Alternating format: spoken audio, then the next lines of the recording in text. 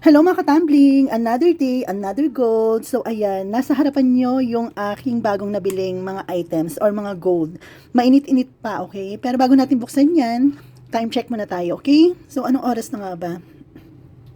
Wait lang. Ganito kasing phone ko. Maano kasi siya, hindi makita yung oras. ayan, time check. 4:51 p.m. Friday, July 10. Ayan, lapit natin. Ayan, 4:51 p.m. July 10, okay? Tapos, eto, dito na tayo. Ito nga pala yung bago kong purchase na mga gold items. So, actually, nabili ko to sa bago kong na-discover na online shop. Actually, ano din yun? Matagal ko na pinapanood yun, siguro magti 3 weeks na yata. Kasi, ganun talaga ako, bago ako bumili or umorder ng isang item, gusto ko munang makasigurado na legit yung shop or talagang hindi ako mai-scam, di ba? So, nag-iingat-ingat din kasi talaga tayo. Lalo na ngayon, ang daming scammer, di ba? So, anyway, actually, nakalagay lang siya sa ganito, ha. Sa parang, anong tawag dito? Plastic na lalagyanan ng ulam. Parang Tupperware, yan.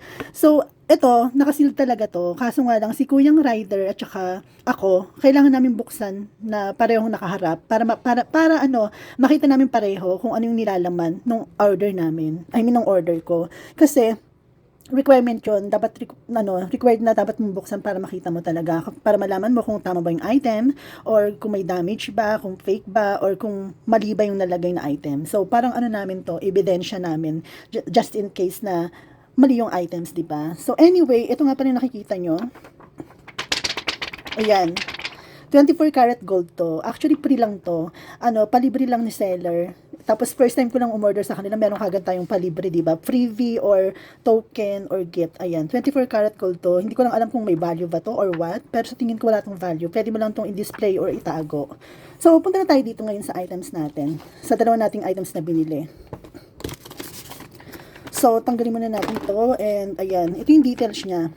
Makikita nyo, ayan.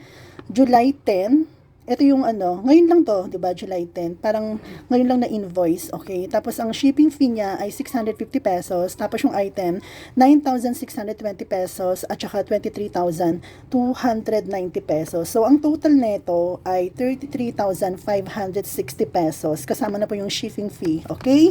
Tapos eto na. Punta na tayo sa items natin. Yan. So, meron tayo ditong earring at saka ring. Ito munang ring muna, okay? Ito, kasi wala lang. Nakuyutan lang ako dito kaya binili ko siya.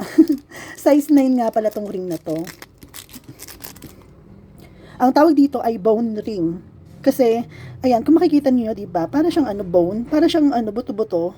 Yan, para siyang, yung kinakain sa palabas, yung kinakain ng mga aso, parang ganon, yung mga buto-buto. So, binili ko siya kasi sobrang nakuyutan ako talaga. So, ayan. Sobrang fit talaga siya sa ko, 'di ba? Ang ganda, 'di ba? Ang ganda niya, ang ganda ng design. Tapos ito naman yung pangalawa, dito talaga ako naloka sa natin, sa earring natin, itong pahikaw ni Mayor, charot. Kasi sobrang talaga, hindi ko ina-expect to. Kasi nakikita ko to sa syempre pakikita nila to, i-flex nila to sa sa live, 'di ba?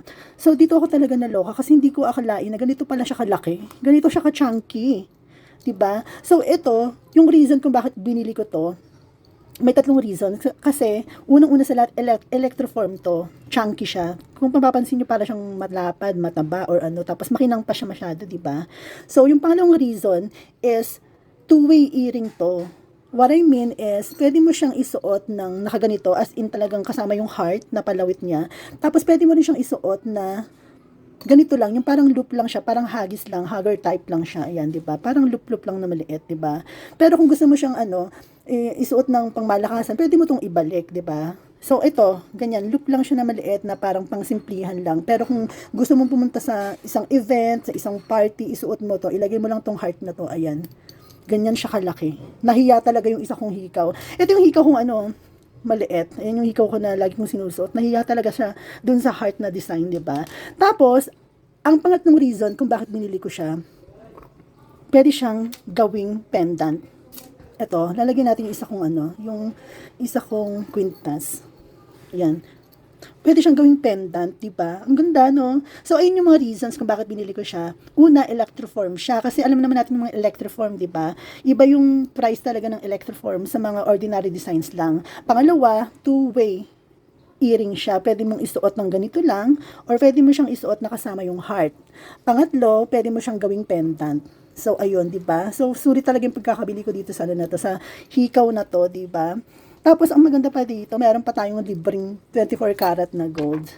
Ito, sobrang natuwa ako dito kasi in-order ko lang to kahapon, tapos dumating na siya kaagad kanina lang. Siguro mga alas 2 ng hapon dumating to. So, eto nga pala, hindi ko lang to binili para lang may maisuot ulit ako ha. Actually, investment pa rin to, di ba? And at the same time, binili ko to kasi gusto kong regaluhan yung sarili ko. Kasi alam nyo naman, di ba, next month, August na. So, mag-birthday na ako noon. So, birth month ko na next month. So, ito, magsisilbi na tong mga regalo para sa akin. Okay? Kailangan ko kasing regaluhan yung sarili ko. Kasi sa dami ng stress, ng problema na pinagdaanan ko, kailangan ko naman sigurong pasayahin yung sarili ko, di ba? So, ayan, napabili na ako ng hikaw at saka ng singseng.